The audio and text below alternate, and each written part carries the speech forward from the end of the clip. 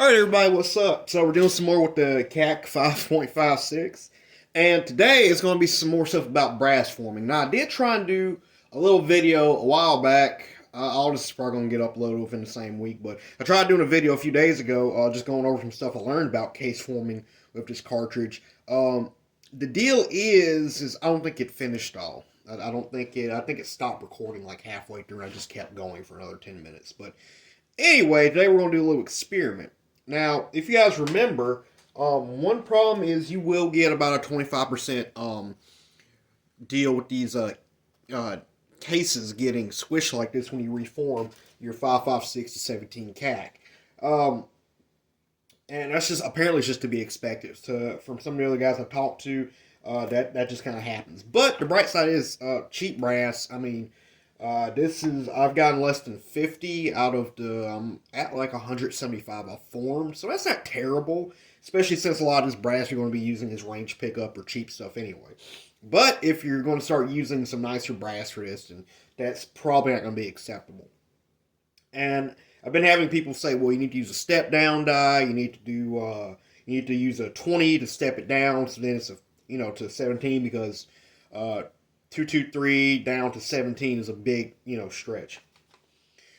And like I've explained, I'm trying to test KAK and, what the company said. The company says super easy. You ain't got to do all that stuff. It's just one deal.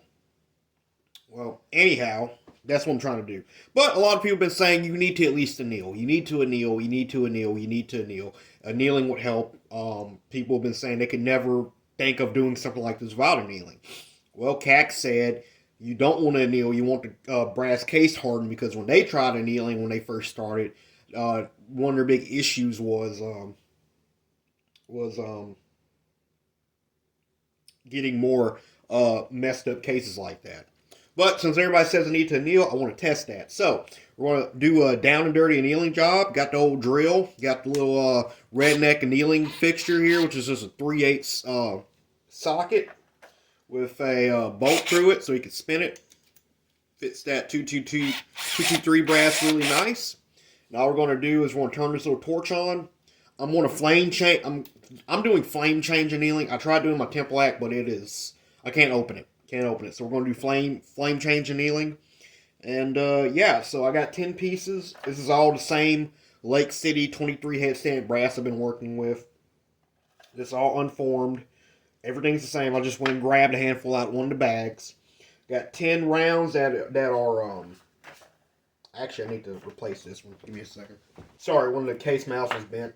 But, I got 10 rounds that we're going to just keep regular, and we got 10 rounds that we're going to, anneal. And we're going to see what the percentage looks like. I don't think this is going to be the best test, but we'll see. So, all I'm going to do is turn this girl on. I had to get a new one. Okay. And we're just gonna put that in there and 1, 2, 3, 4, 5. Okay. Right when that flame started changing, we're going to count that as annealed. As flame change. Alright, so it looks like about 6. So 1, 2, 3, 4, 5, 6, 7. Okay.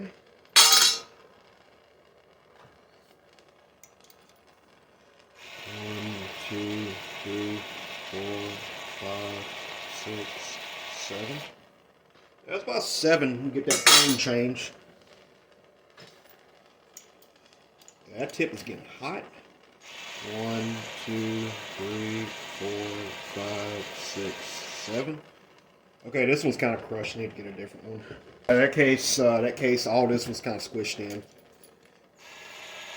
1, 2, 3, 4, 5, 6, 7. It's like about 7 would get that flame change. 1, 2, 3, 4, 5, 6, 7.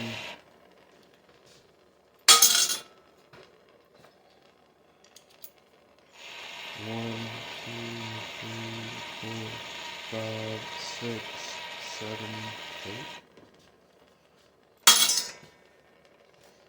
It's like they still got some lube on them or something because they're not forming a little weird. 1, 2, 3, 4, 5, 6, 7, 8.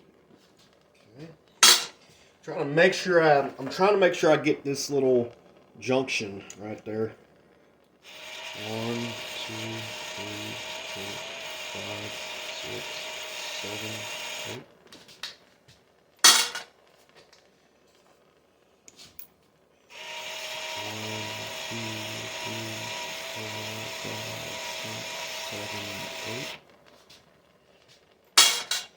And last one. 1,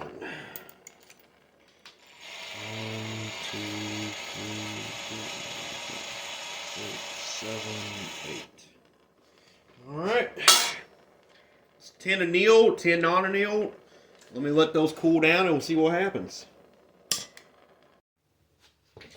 Alright guys, so we got our brass annealed. We got 10 pieces annealed. And diced up the same. Guess we'll do the regular ones first. So I'm going to lube these up the same way. A little bit of the imperial sizing. Get some on my finger here. Make sure I lube it up real good because I'll tell you, I had a stuck case in this thing. And it's some kind of annoying versus some other dyes I've messed with. Okay, that one formed good.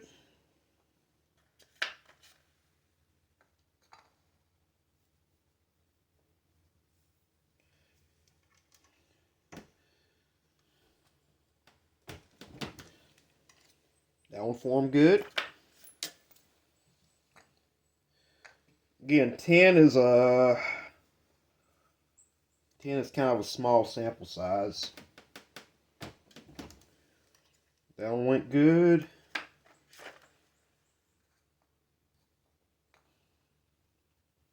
And also, I have the decapping pen out. When I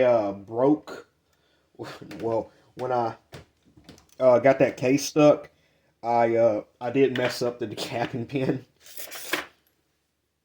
So I kind of can't use it right now. I gotta order a new one. But I've been had it out anyway because all this brass is already decapped. And that one formed good. But yeah, all the brass is already decapped, and a lot of people were advising me, hey man, take the decapping pin out. And when you think about it, it makes sense because that's just more force being exerted on that brass to mess it up. Okay, we're at 6. Okay. And, but yeah, that decapping die, that's just more force being exerted on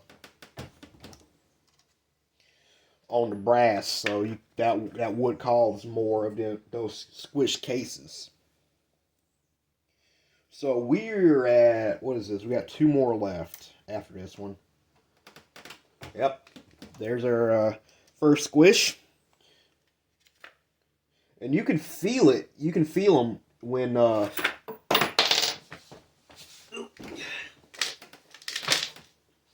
you can feel it when that case squishes down. I just think it's just in the brass, just different.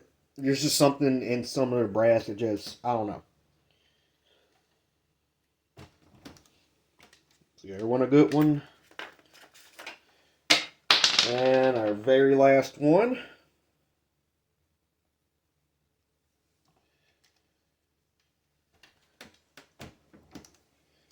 Alright, so out of those 10, we only got one messed up one. So, okay, so that's not bad. So now the annealed brass. Again, we're doing the exact same thing here.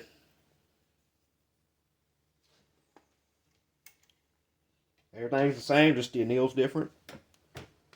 That didn't feel good, yep. And that one, oopsie, that one looks a lot worse. I'm gonna take a picture of that for the boys on T-Man.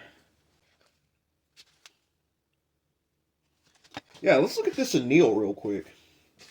Let's look at that case crush. So this is the annealed one, right? And this is the non-annealed one. See how much more pressure? Like, this one, well, you could probably see what I'm trying. I would try to explain it, but I'd probably just mess up what I'm trying to explain. But that softer brass now looks like it just crushes under the force way easier. So,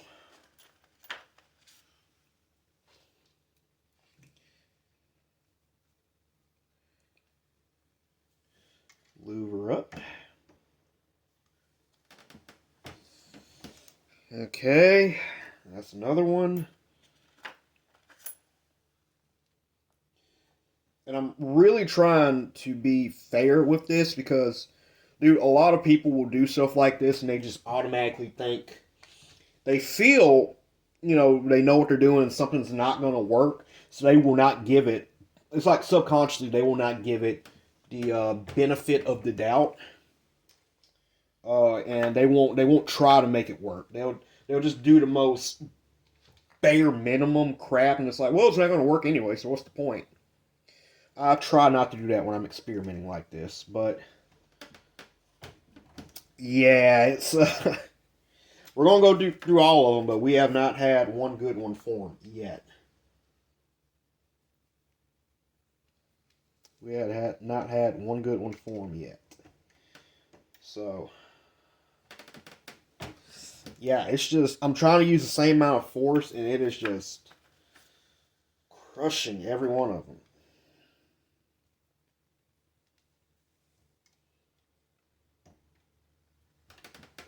Oof. Looks like I might have 10 pieces of just bad brass, man. So yeah, it's looking like the step down. I'm looking at getting either a 20 practical die or just like a 204 Ruger die maybe, just so I can step it down to that 20 and then send it into the 17. I'm looking at doing that. Just seems like it'll be probably the easiest thing to do. Oof. Yeah, I've yet to have a good one with the annealed.